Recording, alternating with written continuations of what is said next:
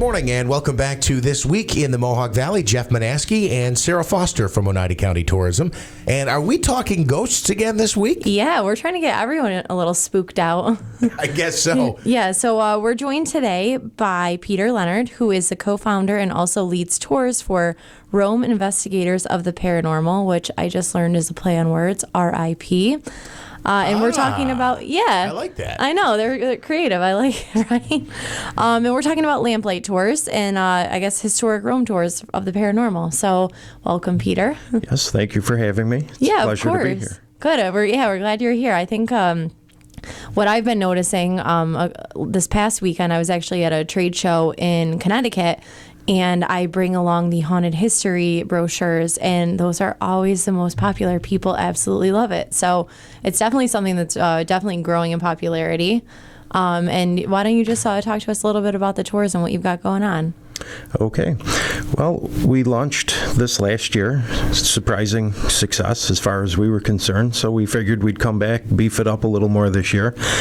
And what we do is basically we'll take people on a walking tour of pretty much what you would have called old downtown Rome. It lasts about an hour and a half, depending on the group and who asks questions. And basically, we'll take them on a voyage from our colonial past through the French and Indian War. We'll bring them right around Fort Stanwix, give them a little history there. Then we'll point out what we think is the most haunted, I should say, street in the city of Rome. Then from there, we'll lead them on to what was the original town square, which is where St. Peter's Church is, the Rome Historic Society, the courthouse, and we do the history that's in that general area.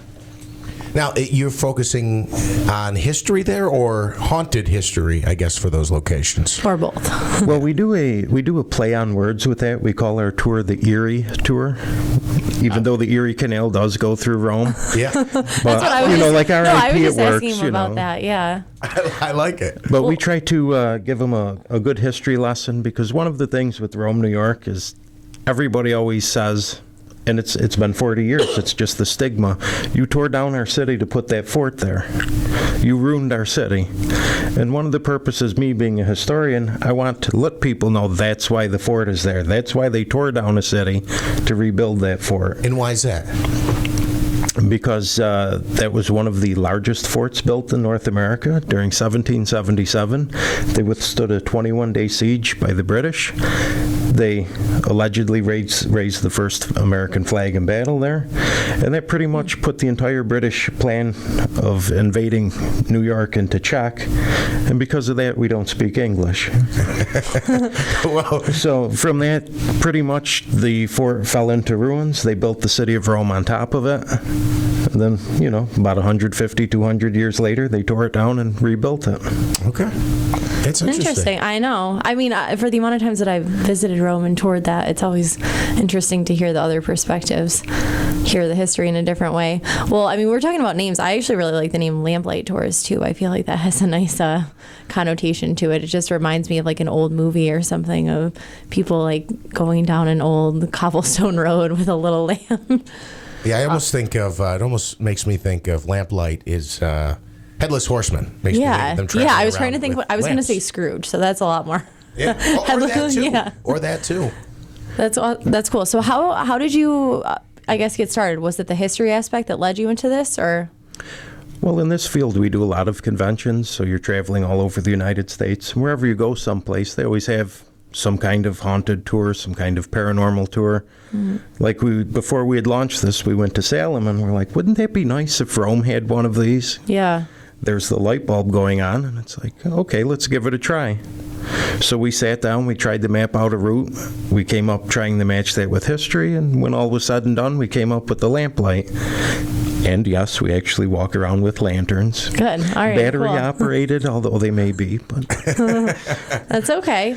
So I thought about actually wearing a costume, but being a little larger frame kind of person with wool in the summer, that doesn't mix with me. Yeah, that doesn't sound ideal wearing wool in the summer, but so you said the typical tour is how long, an hour and a half-ish? Between an hour, hour and a half, depending how interested the people are. Okay. And how frequently do you run these tours? They're every Friday night. This year we're also adding in Saturday nights. And we have an occasional Wednesday night one because a lot of people were saying, we go out of town on weekends. Can you do something during the week? And we're like, well, absolutely. Yeah, if people are asking for it, give them what they want. So how do you guys use social media at all to promote? Or you obviously have a website if you want to talk about that. Pretty much everything now is on social media. So we have a website, lamplightours.com. We also have a Facebook page. And tours actually have already started. And what we recommend are people to actually go on the website. You can purchase the tickets there and also pick a date. We have the dates that are available. That's cool. And how many, what's the max amount of people that can go in a group? We try to limit it to 20 people. Okay. Just to keep it small and manageable. Yeah. Give them a little bit more of that insider knowledge too.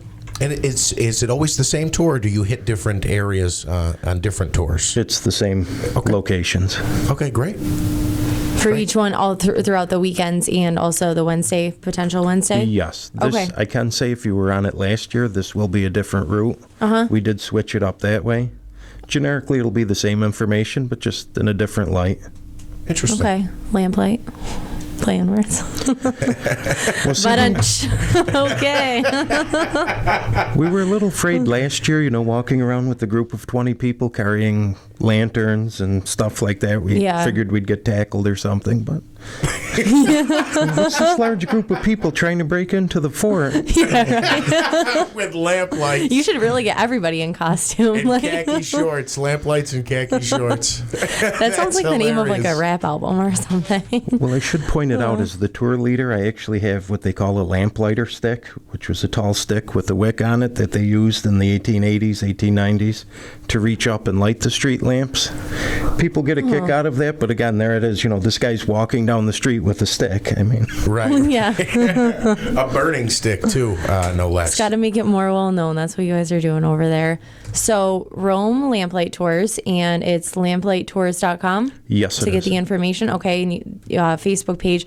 How much are tickets? I don't know if we covered They're that. $10 for adults, $6 for children.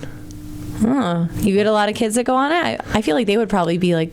No, actually, it's mostly... More adults? Yes, adults. They would be less afraid. I think I would be a big baby on one of these tours.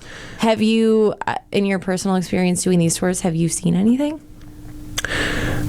During the October season, when things really get spooky, we were doing a special paranormal tour where we're actually stopping at different locations using paranormal equipment, just right in public locations, and we actually were getting some very interesting things, believe it or not. I believe it. Yeah, I was going to ask. So you obviously do these during the summer, but they go well into the fall, I'd imagine, into Halloween season. Since I'm the lead tour guide, I usually take September off, but then we're back for October that again. Makes sense. But yes. Yeah, great. Well, and the way I describe it is, there was the fort there, then a city, and then they put the fort back. So if you were a ghost, imagine how confused you are. It's yeah, like, what they did don't you know do what with my to think local anymore. bar. Now it's this fort thing. Where's my bar? That's funny. Yeah, that's cool. And I do like that it ties in the history too. So people, you go on this tour, you have the spookiness factor, but you're also kind of learning, whether you're from Utica, Rome, local, visiting, you're still kind of learning a little bit of the history, but in a very interesting way about Rome. Yes, last year we actually had a family came up from Virginia just to do the tour. We were actually Really? honored for That's that. awesome. Very good. We like to hear that from tourism aspect too, so great. Hopefully when we steered them to the casino, that wasn't a bad idea. But No, that sounds good. Well, thank you so much, Peter. And once again, you just give us the website one more time and the name. it's lamplightours.com, or you can also check our other page, which would be Paranormal.com. Okay. And then Rome Investigators of the Paranormal, RIP. Yes. Perfect. Thank you so much. Yes, thank you for having me. Yep. We'll take a quick break.